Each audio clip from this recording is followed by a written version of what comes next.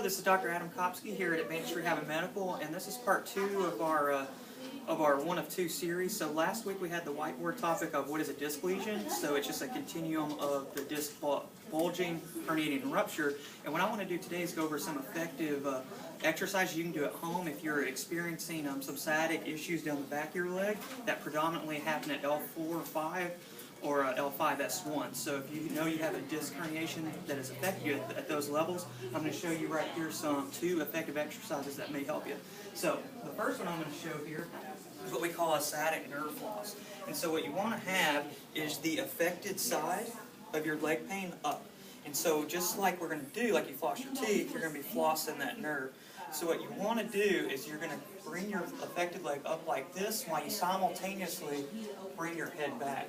Now the very important thing is here, you want to go up just until you feel a stretch, but it should not be painful.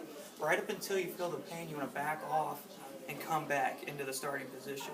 And so the full motion will look just like this, where we're going to tighten the nerve on the back while we bend the head backwards to loosen the cord. And try to do 3 sets of 10 of those. This will really affect that nerve and to help desensitize it and break up the adhesions. The other exercise that I want to demonstrate is called the dead bug. And so one thing with disc lesions, anything we have in the back, we want to promote the stability to our back so we get it stable. And so if we do the floss with the dead bug, it'll be most effective to help get you out of pain and functioning better. So what you do with this one is we're going to bring your knees up like this.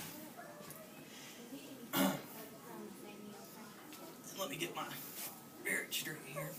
And so what you're going to do is have your arm out like this and your knee bent, and then we're just going to come up and touch your knee to your hand just like this. And when you come back, you don't want that leg to touch the ground because we're working the core there. And so you can do about 3 sets of 10, just like this. And then we'll alternate sides, and then we'll work both sides just like this. And it's safe to do both sides, but primarily focus on the side that's really giving you that leg pain.